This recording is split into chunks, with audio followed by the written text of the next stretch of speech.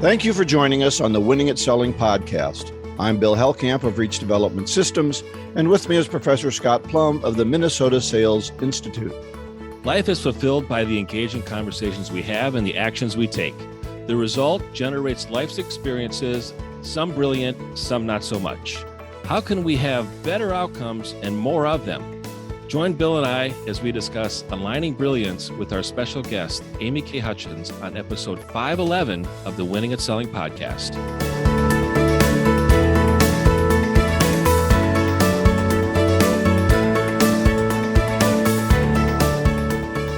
All right, Scott. Well, I know you've met AmyK. I have not met her, and so I am looking forward to learning more about this Aligning Brilliance. And then I know she does some work in the sales area as well. So I'm looking forward to talking to her about that. But as we do when we have guests, everyone, no book club today, and we'll have a guest next week. So no book club next week. So you have some time to catch up on the book that we're studying. The Success Principles by Jack Canfield. There we go. Yeah. All right. This segment is being brought to you by The Art of Prospecting, Your Guide to Get in the Door by Steve Kloida. I'm Ron Lehman, and I want to tell you about one of the best sales books I've ever read. The Art of Prospecting, Your Guide to Get in the Door, gives you the tools and techniques to fill your pipeline and achieve more sales success. The author is Steve Kloida, known as the prospecting expert, and this book proves it. So if you want to learn from the master, get The Art of Prospecting, Your Guide to Get in the Door. It's available at theprospectingexpert.com. Just click on the Buy Book button. Well, I'm excited to share AmyK Hutchens with our listeners and our audience. I'm a part of Vistage. I heard her present, and I've seen hundreds, if not thousands, of speakers. I've listened to thousands of hours of tapes. And when you find somebody that delivers content and does it in a meaningful, energetic way, it resonates, and I'm really grateful to share AmyK Hutchens with our listeners. So, Amy, thanks for joining us, AmyK. Thanks for having me participate. It's an honor. Great to have you on the show. You've got some great stuff on sales and meaningful conversations, and we're going to include a resource for all of our listeners that can go to .com/gifts. You're going to have some resources that we're going to talk about. You can find out more about her there. And AmyK is very modest. She's very, very successful, has been on many, many shows, but we don't want to get really bogged down in introduction because we really want to be able to learn from AmyK on what she can deliver to salespeople. And the topic today is really aligning brilliance, and aligning brilliance is around meaningful conversations. And I really want to start with something I think most salespeople are challenged with, most people want to change, and that is, what is preventing salespeople from having more meaningful conversations? It's because we're pitching. We're not connecting. Yeah. And I'll give you a great story. So I fly all the time, a lot more pre-pandemic, but I live on a plane, and you'll sit down and you'll ask somebody what they do, and they'll do this esoteric, generic answer. And I have a great story. Years ago, I sat next to a gentleman and I asked him what he did. He's like, "Oh, I merge and I integrate systems." And I was like, "Well, can you tell me a little bit more about that?" And he's like, "Yeah, I integrate and I merge systems." And I was like, "Dude, tell me what it is that you do." And what's fascinating is that if he had just said, "Oh, I do IT infrastructure and I save you money and, and I reduce whatever the bandwidth, or I put your enterprise content in the cloud, or whatever specific to solve my problem," I could refer him business. I've never referred him business, but I'll juxtapose that with a great story, Scott and Bill. Yeah.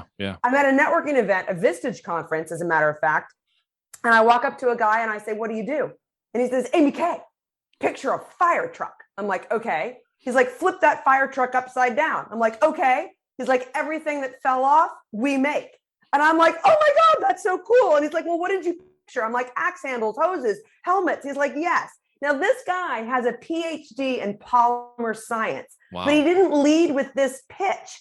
He led with a connection, and it wasn't condescending. It wasn't pedantic. But I'll tell you what, for a guy who has a PhD in polymer science, I have referred him business.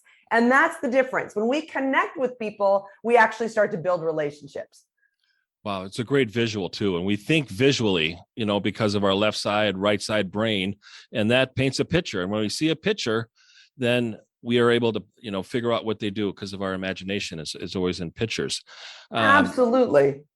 You talked a little bit about this aligning brilliance flowchart, and I'm really impressed. And again, we're going to include it on our show notes so you can see the visual, because AmyK is going to get into each step of this aligning brilliance, and that's going to create some questions that Bill and I are going to follow up with. But AmyK, can you kind of give us an overview of what this aligning brilliance flowchart is like? Yeah, it's one of my all-time favorite sales conversation frameworks. And the reason that I love it is because I've used it over 1,000 times, no hyperbole, no exaggeration, and it works. And it comes from Aristotle. So I have no ego when I say it's amazing. It's not even mine, but we'll definitely give it to you in the resources. So if you're like scrambling to take notes, no stress. But one of the things that I love about the framework is it does the opposite of what most salespeople do, or what most of us do when we're trying to get a sale or upsell an existing client. And that is that we tend to start most conversations with a backward focus. Here's the problems. Here's what's not working. We're going to try to fix it. And it's that kind of that cheesy, like, what keeps you up at night? Like, let's talk about pain. Yeah. This whole framework says that doesn't work psychologically. And so my background's in cognitive science, my background's in neurology. I could talk about the brain, but there's a lot of brain science behind this framework that says we're going to start with strengths. We're going to start with what's working. Then we're going to make sure we're aligned around what it is that we're trying to achieve 30, 60, 90, 3 years out. We're going to talk about the payoff to you individually, collectively, maybe in your industry, maybe for your community and causes. And only after all of that forward-focused momentum are we going to talk about concerns. So we're not going to blow anything under the rug. We're not going to try to, step around the concerns. We'll address them directly. But by the time that we address them, here's the biggest difference. We're not venting. We're problem solving now. Mm-hmm. And that's what allows us to go forward and say, well, let's make some tweaks. Let's go forward and co-create a better future. What I love about this tool is it says, all right, so let's just say, Scott, Bill, I'm selling you on something. I'm going to sit down and I'm going to talk about your strengths.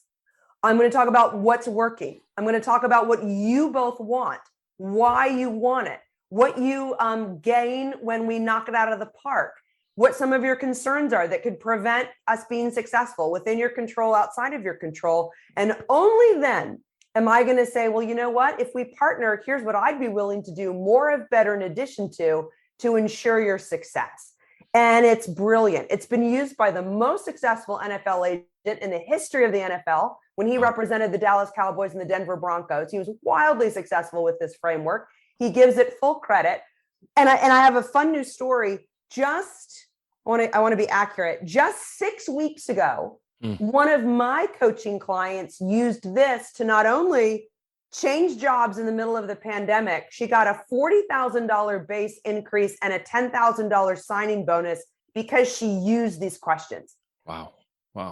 That's powerful. I thought it was really interesting.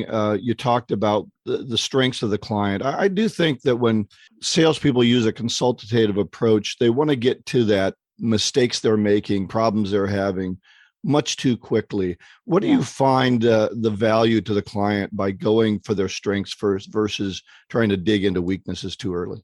You sell them good feelings about themselves. And that's the biggest psychological factor. So if I come in and I say, Scott, you're doing this wrong, he's going to get defensive. He's going to be what I call, he's going to gird his loins. He's going to be like, AmyK, wait, that's brutal feedback, right? Yeah. And true. So we teach salespeople what I find to be just absolutely egregious. And that is that classic, I need you to feel pain. I need you to feel pain.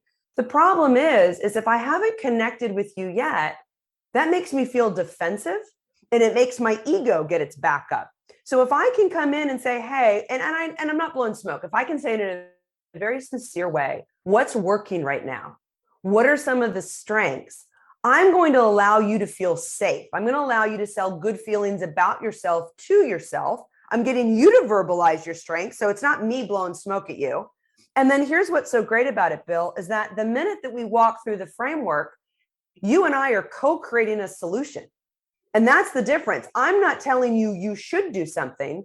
I'm getting you excited about solving your own problems and seeing a solution, which makes me that trusted advisor of, hey, we can do this together. And that's why the framework's so brilliant.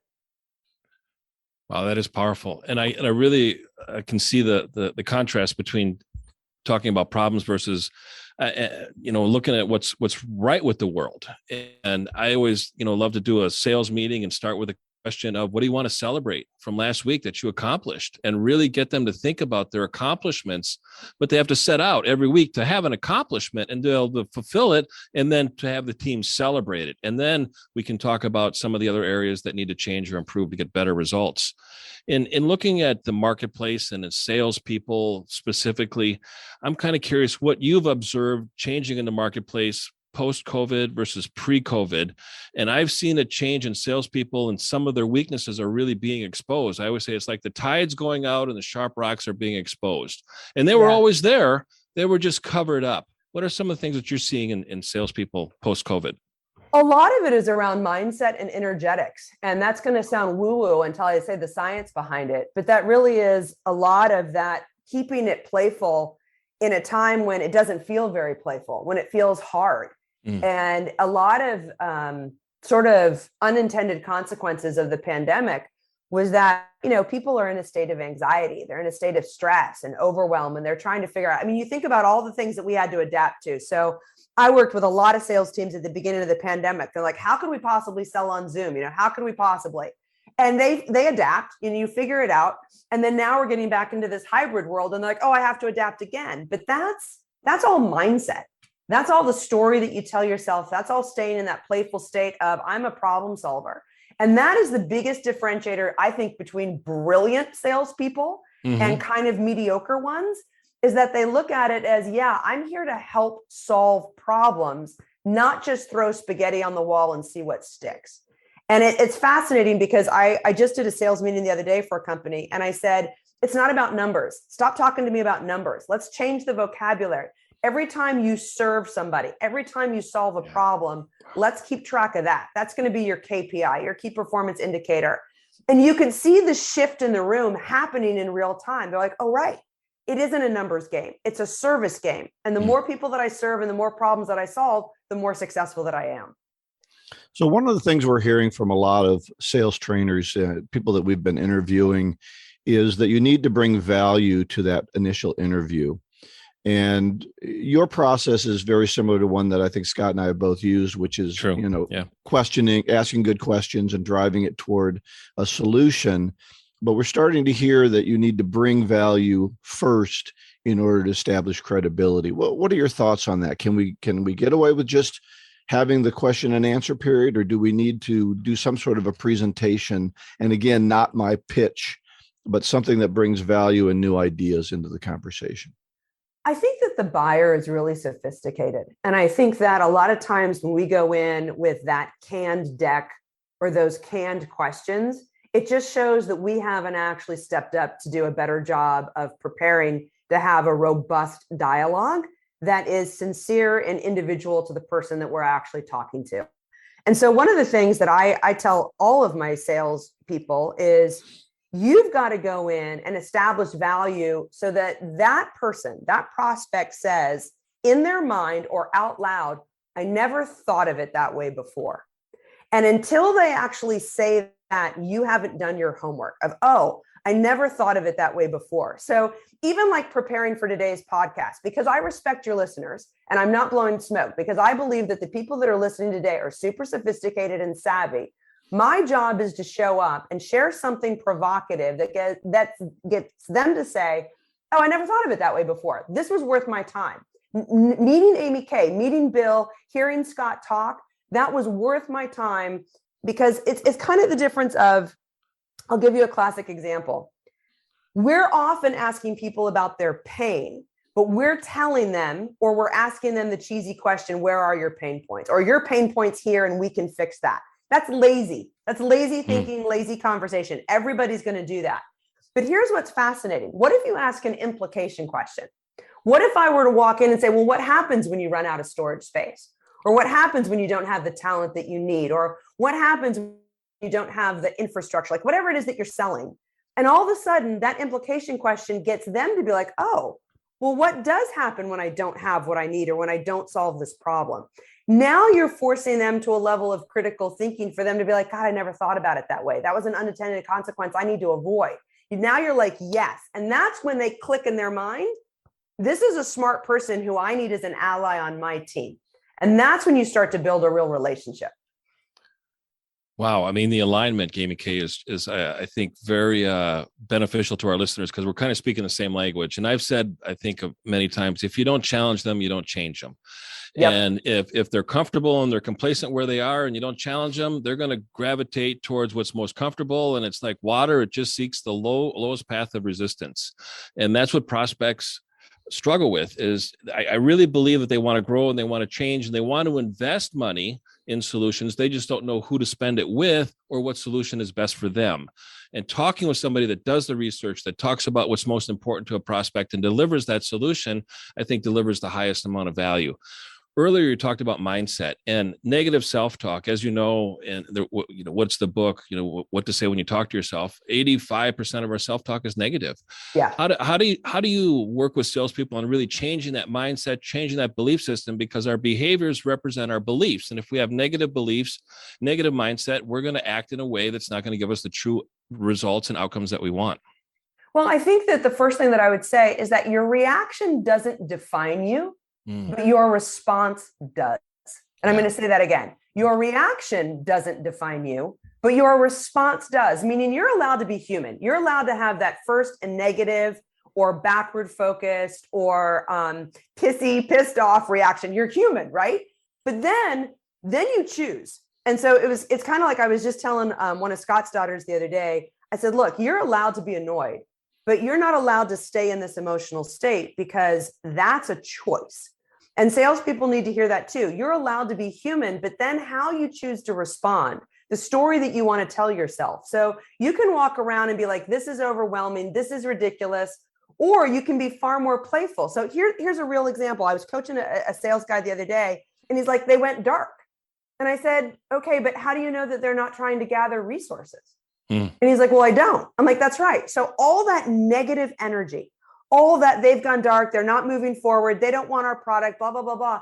You're feeding that out into the universe. So you're going to have that self-fulfilling prophecy of you walk into your next sales meeting, you're grumpy, you're cranky, your clients go dark.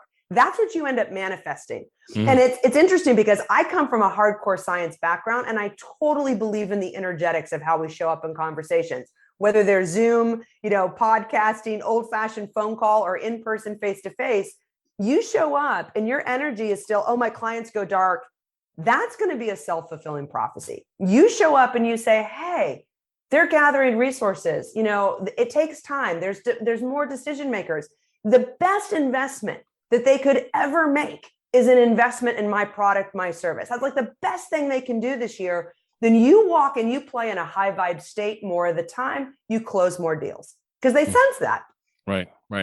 That's so true. The negative self-talk. I said to AmyK before we got started, I said, I'm going to do the intro and I'm going to mess it up 4 times. And of course, our listeners don't know that because Bill does the editing and edit it out. But of course, what did I do? I screwed up 4 times, just like I told myself I was going to do. So what we say to ourselves is so truthful. It is. And if you literally said to yourself, I'm going to keep it playful and fun, even if you misstepped over a word, nobody cares. Because it's playful and fun and your energy is that. So even if again, you flub one little word, that's so different than I'm going to screw this up 4 times. Yeah. I mean, this is real truth being applied here today. Go ahead, Bill. I was going to say that I teach people public speaking as well. And it's so amazing how frustrated we get when we don't say exactly what we planned on saying, even though the listeners don't have any idea what we planned on saying.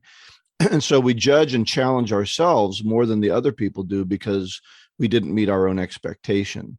And I think that happens in sales calls too. We wanted to say this, or we wanted to go this direction. It didn't go that direction. And we start to beat ourselves up in the middle of the sales call. And so this attitude you're talking about can have a real effect on that prospect that we're talking to. What are some of the other things that salespeople say or do that damages their credibility with that prospect? Well, I think that again, it's interesting. Bill, you bring up a really good point. So first, let me address that before we unpack that. I love the idea that you're saying, we're so critical of ourselves. Here's something to remember. The person that you're talking to is actually rooting for you. And the reason that they're rooting for you is because you're talking about them.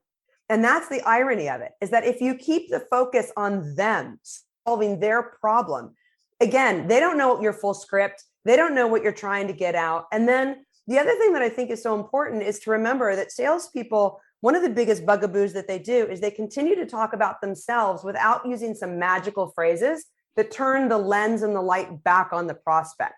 And so I like the idea of using magical phrases, not because I'm a fan of scripting, but I'm a fan of those back pocket brilliant one-liners that put guardrails around a sales conversation. And so, Bill, one of the things that I love to do is I love to use this magical phrase, how might we? And so I started using this in the 80s when I taught elementary school. So I've been in sales my whole career. Started as an elementary school teacher. You got to get those 11-year-olds to buy into your ideas. But I like, how might we? And then you put in whatever it is that you're trying to do with the prospect. So how might we turn this ship around? How might we create an architectural infrastructure? How might we grow your sales by 12? Whatever it is you're selling, fill in the blank. But here's what how might we says. It's filled with possibility. We're going to do it together. We don't have to have an absolute 100% solution today, but we're going to start to figure out how we can partner. Oh, and by the way, your voice matters. And Bill, that's the biggest difference that I see where salespeople is they get defensive instead of getting education oriented. And so it's kind of like, I'll give you a classic example. Your price is too high. And then we try to backpedal, we try to explain our pricing. And then it's like, no. Let's start talking about price versus cost, because cheap is very expensive, right? Or let me talk to you about the thought process behind our pricing. And then you have to think about the due diligence of, if somebody were to challenge me on the price, have I solved their challenge at a level that reduces their projected costs? Or what's the cost of not solving it? Or what's the impact of not solving their problem? Like, what's the ripple effect?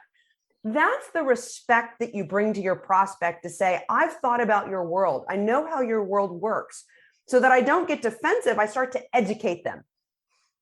That's so true. Cost and price, AmyK. I mean, you're preaching to the choir, because I've talked about that. Our listeners know that. They've applied it. They have conversations around that. And that changes the conversation with traditional salespeople, is really identifying the cost of inaction. We compete with inaction, prospects doing nothing. When we start talking about that, then we start talking about making a change. And what is the investment or the price? And I think you have a special term for the word budget, right? If I remember right. Oh, in terms of where you're going, I'm not sure where we're going with that. I thought I heard you talk about budget and defining it in a certain way.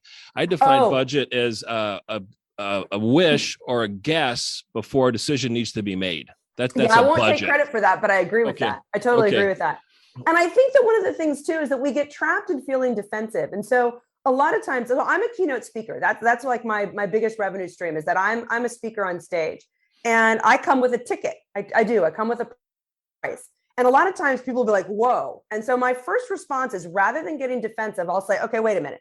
Setting aside price for just a moment, am I who you want? Yeah. Like, is my message what you want? Because the minute that you get that mini win, the minute that you get that, oh yes, you are what we want, then it's like, okay, well then let me tell you the difference between me and everybody else. Mm-hmm. But Bill, this goes back to a mini win. I will not get defensive. I will ask a question.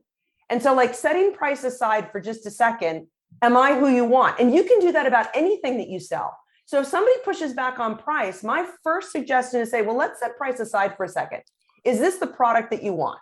Is this the ideal service offering? Like, is this everything that you're looking for? Because if they say no, then you can work on those objections to create value first before you even come back to get into the price discussion. Absolutely. Yeah, that's one of your mini must wins, right? Yep. And so you have a science of mini must wins. What are some of the other ones? Well, I love the magical phrase of what happens when. We talked about that implication question. So that's a mini win for getting them to paint their own picture of when something doesn't work well. And the other thing is the would you be willing? So this is a brilliant question where you fill in the blank. Would you be willing of something that you need them to do to get them to say yes to something? So it's giving them control back in the conversation. So if I say to Scott, like, would you be willing to take a look at? Would you be willing to get the other decision maker? Would you be willing to look at a presentation? Would you be willing to look at a 4-minute? Would you be willing to start this, sign this, whatever it is? But when they say yes, they would be willing, that's another mini yes. So you're getting them to say of their own accord, their own volition, they're buying into this process. They're buying into the connection. And I believe that one of the things that we often do is we take control of the conversation and we forget to give them the chance to say yes along the way. Yeah, I don't think we give enough credit to the positive nature of getting them to say a few yeses before we try to ask them the more difficult questions. We have to get them in the mode of agreeing with us. And if we're not getting the head nodding, then we're not moving the sale in the right direction. And another one is, might we agree? And so might we agree is a beautiful thing when you're dealing with conflict, to step back a second. If you're getting pushback, to step back. So here's a classic example that I used in my own conversation the other day. They were waffling on whether I was going to be a closing keynote speaker in their conference. And I said, well, look, might we agree that you need a celebrity speaker to put butts in seats? You will fill seats with a celebrity speaker, but you need somebody to fill minds. Might we agree that you need something that's substantive so that when people walk away, they're inspired to take action and they've got tools to take action? And they were like, yeah, we totally agree with that. I'm like, yes. Now let's talk about me being that person. But you need those little yeses along the way. They're so important. Great reframing. Right. And then you get the chance to show them how you can fulfill those two needs. Yeah, exactly. Yep. AmyK, we've got some sales managers listening, and I love your philosophy of an agenda before a meeting. And can you share that with our listeners? Oh my God, you hit like my sweet spot. So Good. I'm a huge fan of raising the level of critical thinking and engagement in sales meetings. And one of the things that we often see are sales managers get stuck in a rut. They get stuck in a routine. They pull their salespeople together, either in person or on a Zoom call. You go around the room. Everybody talks about their numbers, their KPIs. You look at a spreadsheet and it's boring. Nobody's really thinking and solving problems. Even if you share a few best practices, it's a rut. So what I love to do is send that Outlook or that calendar invite with questions ahead of time. Questions that you want them to think about that's going to raise their level of critical thinking. So they're not yes or no, they're not number-based, they're open-ended how questions, so that you get their brain thinking and buzzing before the meeting even starts. So I had the privilege for years of shadowing sales managers and leaders, and you'd walk in, the meeting would start late, people would come in with coffee, they're like, oh, here we are going through the routine again. That's not going to change behaviors, and it's not going to help you grow and scale. So when you send a question ahead of time, and this is me now being slightly irreverent, but you are going to mess with their minds before the meeting even starts. So if I say, where's the one meeting in this last week that you'd like to redo? And what would you redo about it? Where in a conversation did you miss the mini must wins? Where did you actually move a sale forward unexpectedly because you answered a question, thoughtfully? These are the things that you send ahead of time, and your sales meetings rock. Wow. Yeah. And maybe if you actually started your meeting on time, people would actually be there on time. Hello. Don't get me started. Yeah. Well, we need to wrap up. Scott, do you have any other final questions? Or AmyK, do you want to say some things? Yeah, I'm curious, AmyK. You've talked about it. I've heard a few words and a few sayings that kind of represent some of the books that you've read. And I'm always curious when we have a guest on, what are the books that have had the biggest impact on your life? And they don't always have to be sales books, but what books do you just go, I need to incorporate this today, and this is the philosophy that I want to live? I will start off by saying that I have a library of over 3,000 books. Wow. I'm a huge voracious reader. I can't get enough. But I'll tell you that the season that I'm going through right now, because I do go through seasons, is all about energy. So I'm reading a lot about energetics. So right now, the one that I'm loving, I can't underline enough, is Think Like a Monk by Jay Shetty. Okay. And that's really slowing down long enough to understand the power of pause and the energy and tension that you bring to a sales conversation. So I'm a big believer, and I've been preaching the power of pause for a long time, but Jay Shetty's book has given me a whole new perspective on how important it really is to say, what it is that you're after. And so I'll tell you, I was coaching a gentleman the other day, and he says, I just want to, I want to be a masterful salesperson. And I said, I get that, but do you want that out of ego, or are you willing to commit to the process and the journey of that? And he's like, what do you mean? And I said, well, you want to be a masterful salesperson because your ego wants you to be a masterful salesperson, or you're willing to put in the 20,000 hours to become that. And you could have seen his head implode, Yeah. on the Zoom screen. He was like, oh my God, I never thought about it that way. I was like, yeah, this is either you're willing to put in the time or it's just an ego trip. And I was like, but the people who are willing to put in the 20,000 hours will become the masterful salesperson. And that's the difference. Like now with this framework, if we tie it all up in a bow, the Aligning Brilliance framework is something that I've done since 1996. I've done it over 1,000 times in 1,000 conversations. It is my DNA. I use it naturally. You can too, but you have to be willing to stumble through it and put it in front of you and be in the practice of using it. And only then will you really own it. And that's the difference between saying, oh, I want instant gratification, and I'm willing to work hard to be a masterful salesperson. Yeah. I've heard a little bit about spin selling and implication questions out of spin selling. I'm guessing that's a book that's on your library. Oh yeah, for sure. And a little bit of Viktor Frankl of Man's Search for Meaning. Man's Search for Meaning. Absolutely. And that goes back to the whole mindset of there's a lot of things out in the world that we can't control. We can still control how we react and the narrative that we want to tell ourselves about it.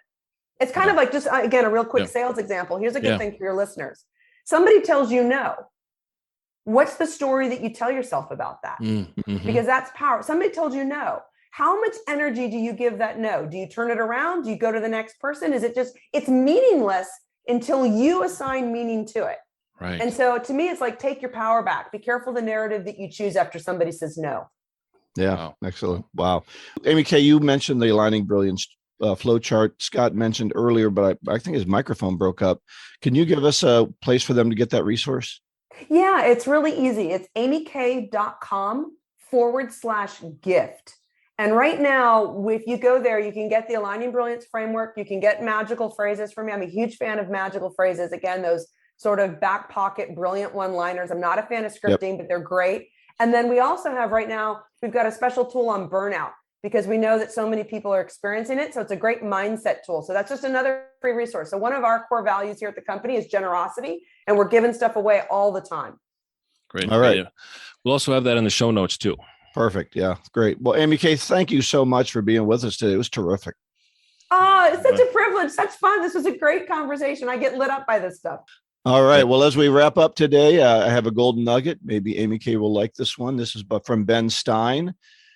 The indispensable first step to getting the things you want out of life is this: decide what you want. Wow. So true. Yep. So true. I struggle with that. Well, it's funny how we do, we want things and we don't even sit down and write them down. We don't have pictures of them. We don't set goals. We just hope that life happens. Just like the gentleman you were talking about, AmyK, who wanted to be the greatest salesman in the world, but hadn't thought about how much time and effort it was going to take to do that. Yeah. And it really does take, and quit practicing on your clients, by the way. Right. Yeah. Start practicing on your own. So, Scott, you want to close it up? Sure. Everything that we talked about is going to be on our show notes. And you can go to the website winningatselling.com. This is episode 511 with AmyK Hutchens. All right. And next week, our guest will be Dale Merrill, and he's a co-author of Strikingly Different Selling. Go out and get better one skill at a time. Joyful selling.